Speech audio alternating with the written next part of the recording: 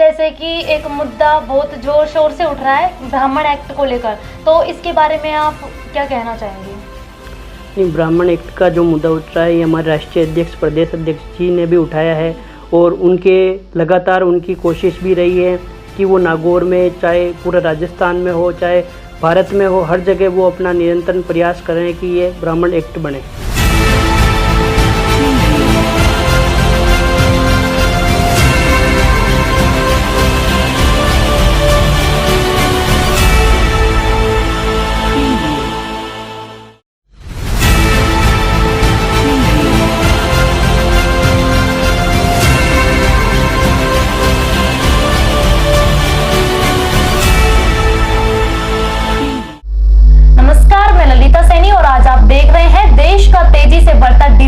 Channel JDP news. तो आज हमारे साथ मौजूद है बेहद खास मेहमान जो कि किसी परिचय के मोहताज नहीं। आज हमारे साथ मौजूद है श्री राष्ट्रीय परशुराम सेना के जिला अध्यक्ष नीतेश कुमार जी। सर, आपका बहुत बहुत स्वागत है। नमस्कार मैडम। तो सर, मैं आपसे पूछना चाहूंगी कि आपने आपके जीवन की शुरुआत कहां से और कैसे करी? मैडम, मैंने मेरे जीवन की शुरुआत बहुत संघर्ष से की है। हमने गांव में जो जीवन देखा है, जो जीवन व्यापन किया है, वो कहीं ना कहीं बहुत संघर्ष था। क्योंकि हम उस टाइम में जीवन में जब पढ़ाई करने जाते थे तब बहुत संघर्ष करते थे, क्योंकि कहीं ना कहीं रास्ते नहीं होते थे। कहीं जाने के लिए जब रास्ते नहीं होते थे, साधन की कमी थी और हमें जो दूसरे लोगों को छात्रवृत्ति वगैरह उपलब्ध करवाती थी सरकार, वो चीज़ें हमारे जनरल के लिए नहीं थी। और हमने बहुत संघर्ष किया, चाहे स्कूल के माध्यम से किया हो, चाहे कॉलेज में किया हो, इसलिए हमारे संघर्ष बहुत, और चाहे परिवार के माध्यम से संघर्ष किया हो। जी बिल्कुल। तो सर, आप श्री राष्ट्रीय परशुराम सेना के जिला अध्यक्ष हैं। तो राष्ट्रीय परशुराम सेना के राष्ट्रीय अध्यक्ष दिनेश राणेजा जी ने आपको ये जिम्मेदारी सौंपी है, तो इसके बारे में आप क्या कहना चाहेंगे? मैं सबसे पहले दिनेश राणेजा जी को बहुत बहुत धन्यवाद करना चाहूँगा कि उन्होंने मुझे इस काबिल, समाज के काबिल समझा, जो मुझे ये जिला अध्यक्ष की जिम्मेदारी दी है। मैं पूर्ण रूप से जिला में ब्राह्मणों को जागृत करने का काम कर रहा हूँ और आने वाले टाइम में और भी ज़्यादा करूँगा, जब हर घर तक ब्राह्मणों को ये संदेश पहुँचाऊँगा राष्ट्रीय परशुराम सेना का कि वो आएँ और आगे आएँ और संघर्ष करें। तो सर, आपको कौन से जिले की जिम्मेदारी सौंपी गई है? मुझे चित्तौड़गढ़ की जहाँ शक्ति और भक्ति ऐतिहासिक नगरी चित्तौड़ कहा जाता है, उस चित्तौड़ जिले की जिम्मेदारी मुझे सौंपी गई है। बिल्कुल सर, आप चित्तौड़गढ़ के ब्राह्मणों को क्या संदेश देना चाहेंगे इस संगठन द्वारा? मैं संगठन द्वारा उनको ये एक ही संदेश देना चाहूँगा कि आप संगठन के साथ आएँ और संगठन के साथ जुड़ें और संगठन के साथ काम करें। तो इस संगठन में ऐसा क्या है कि जैसे युवा लोग हैं वो इसमें आने के लिए अग्रसर हों? मैं इस बात पे आपको बताना चाहता हूँ कि कई अन्य संगठनों ने जिस प्रकार की छवि अपने समाज में बना रखी है, चंदा लेना करना, वो हमारे संगठन में ऐसा नहीं है। हमारा परशुराम सेना संघ खुद के स्वयं के ऊपर चलता है, ना तो किसी से चंदा मांगता है, ना किसी से कुछ करता है। अगर कोई स्वयं की इच्छा से कुछ करे वो बात अलग है, बाकी किसी से कोई चंदा मांगेंगे नहीं और युवा हमारे साथ आए और आगे काम करें।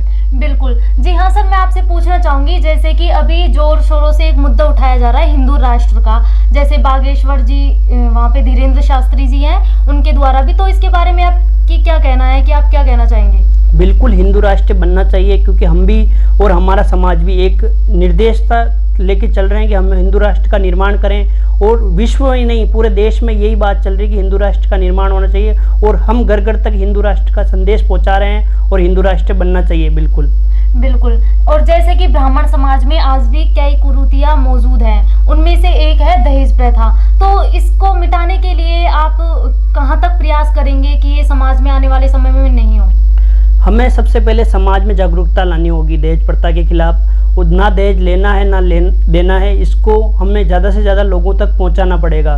क्योंकि आज गाँवों की ये हालत है, चलो ठीक है, फिर भी सोशल मीडिया के माध्यम से भी हम ये संदेश देंगे लोगों को कि दहेज ना ले और ना दे, इस प्रथा को आप ख़त्म करें। तो बिल्कुल। तो आप इस चीज़ के लिए किस तरह प्रयास करेंगे? मैं हर घर तक ये प्रयास करूंगा, हर घर जाने का प्रयास करूंगा, गांव गांव डाणी डाणी घूम के लोगों को दहेज प्रथा के लिए जागरूक करूंगा कि वो दहेज ना ले ना दें। इसके लिए मैं, हमारी टीम पूरी तरह से राष्ट्रीय परशुराम सेना लगी हुई है कि वो गांव गांव तक ये संदेश पहुंचाए। जैसा कि सर आपने बताया दहेज प्रथा के बारे में कि आपकी क्या राय है, तो मैं आपसे पूछना चाहूंगी कि जैसे ब्राह्मण समाज में अभी भी मृत्यु भोज प्रथा चल रही है, तो उसके बारे में भी आप आपकी क्या राय रखेंगे? मेरी यही राय रखूंगा कि मृत्यु बोझ बंद होना चाहिए, चाहे समाज का हो चाहे अन्य समाज के हों, सभी जगह मृत्यु बोझ का कोई नहीं होना चाहिए ये कार्यक्रम, क्योंकि मृत्यु बोझ एक कहीं ना कहीं एक कर्ज है, स्वयं में एक कर्ज है, और वो कर्ज कहीं ना कहीं उन बच्चों के सिर जाता है जो बच्चे पढ़ लिखने की उम्र में उनको वो कर्ज उतारना पड़ता है, वो बीच में अपने संघर्षपूर्ण जीवन में आ जाते हैं। तो ये ऐसा मृत्यु बोझ अगर आप खा के अपने जीवन को सही समझते हैं तो मैं तो इसको बहुत गलत मानता हूँ। तो सर मैं आपसे पूछना चाहूँगी, देश के कई युवा जो बेरोजगार घूम रहे हैं उनको कहीं रोजगार नहीं मिल रहा है, क्योंकि वो अपने घरों से पढ़ाई करने के लिए बाहर आते हैं, पैसे भी खर्च होते हैं, उनके बहुत संघर्ष के साथ वो जीवन यापन कर रहे हैं। तो इसके बारे में आप सरकार के सामने अपने क्या मुद्दे रखना चाहेंगे कि सरकार फैसले ले? ये देखो, राज्य सरकार है चाहे केंद्र सरकार है, इन दोनों की जिम्मेदारी है, क्योंकि बेरोजगारों को बड़े बड़े वादे कर लेते हैं, चुनाव में सत्ता में आ जाते हैं, पर उनको रोजगार नहीं मिल पाता है। कहीं ना कहीं वो रोजगार के लिए दर दर भटकते हैं, चाहे उनको छात्रवृत्ति हो चाहे बेरोजगार भत्ता हो, ये कहीं नहीं मिलता। केवल इन चुनावी वादों के चक्कर में युवा आ जाते हैं और वो आज दर दर भटक रहे हैं। और युवाओं को सही पहचान होनी चाहिए और वो सही मतदान करें, क्योंकि युवा अगर सही दिशा में काम करेंगे तो कहीं ना कहीं देश सही दिशा में बढ़ेगा।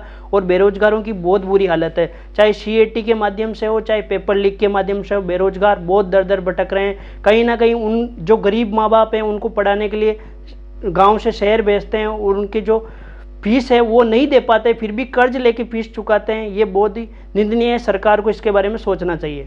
बिल्कुल। तो सर जैसे ब्राह्मण समाज के लिए EWS की मांग हो रही है, तो इसके बारे में भी आप क्या कहना चाहेंगे? बिल्कुल, EWS की मांग हो रही है। EWS में उन्होंने सिर्फ 10% दिया है, जबकि हम 14% की मांग कर रहे हैं। और 14% जब तक केंद्र सरकार व राज्य सरकार मिलकर नहीं करती तब तक हमारा संघर्ष इसी तरह जारी रहेगा सड़कों पर, क्योंकि हम सबसे जनरल कैटेगरी में हमारी सीटें भी OBC एंड ST को अलॉट कर दी जाती है, जबकि जनरल और EWS की सीटें किसी को अलॉटमेंट नहीं करनी चाहिए और जनरल और EWS की सीटें बढ़ानी चाहिए सरकार को। मैं सरकार से यही मांग करूंगा। बिल्कुल सर। सर आप अभी देश के युवा हैं, तो आप आगे कार्य करने के लिए किस तरह प्रयासरत रहेंगे? मैं बिल्कुल युवाओं के लिए भी प्रयास करूंगा, समाज के लिए भी प्रयास करूंगा और मेरा जीवन पूरा उनमें संघर्षशील रहेगा।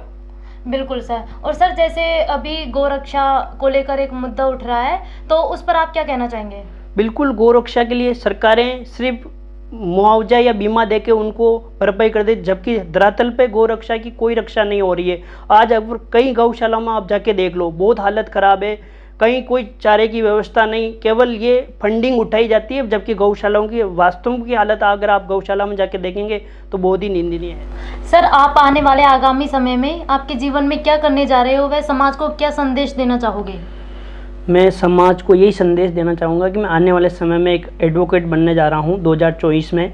तो मैं हर समाज की उन जिनसे मैं फीस ना लेकर उनका काम फ्री में करूँगा, जो निर्धन है, जिनके पास धन नहीं है और दर दर भटकते रहते हैं, उनको न्याय नहीं मिलता, मैं उनको न्याय दिलाने का काम, मेरा प्रथम प्राथमिकता होगी। एडवोकेट बनने के बाद उनको न्याय दिलाने का काम मैं करूँगा।